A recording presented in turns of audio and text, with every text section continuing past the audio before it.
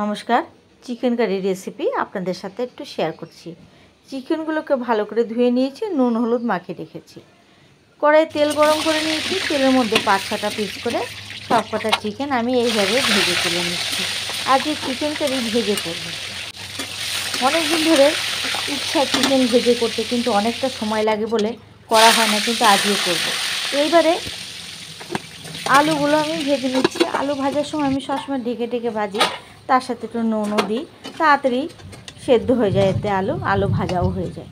আলুগুলো ভাজা হয়ে গেছে, কড়াইয়ে অনেকটাই তেল আছে। এইবার ওই তেলের মধ্যে আমি গোটা তেজপাতা, গোটা গরম মশলা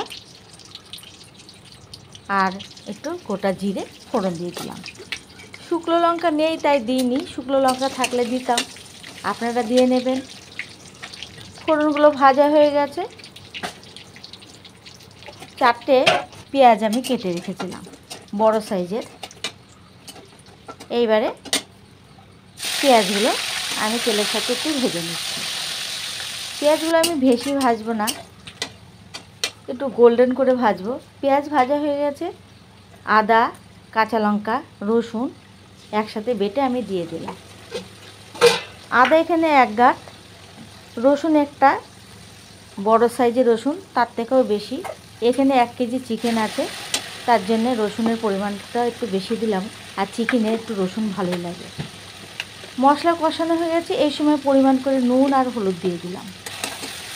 এইবারে একটা বাটির মধ্যে কাশ্মীরি লঙ্কার গুঁড়ো, জিরের গুঁড়ো, ধনে গুঁড়ো একসাথে গুঁড়িয়ে দিয়ে দিলাম।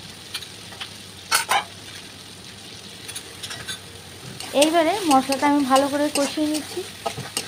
মশলা কষানো হয়ে গেছে, তেল ছাড়তে শুরু করে গেছে।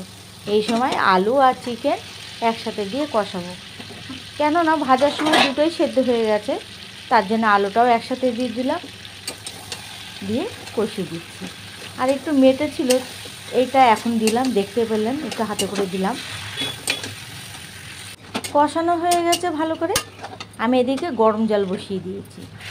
এইবারে জলটা চিকেনের মধ্যে ঢেলে দিলাম, দিয়ে ভালো করে টকবক করে ফুটিয়ে নিচ্ছি। ভালো করে ফুটে গেছে। আমি একটু জল বেশি দিয়েছি, আপনারা ইচ্ছা করলে জল কম দেবেন। এবারে চিকেন কারি মশলাটা আমি দিয়ে দিলাম, রেডি হয়ে গেছে। এবারে নামিয়ে রাখলেই হবে। এইভাবে যদি চিকেন কারি করা যায়, খুব সুন্দর লাগে খেতে। ভেজে করলে আলাদাই একটা টেস্ট লাগে।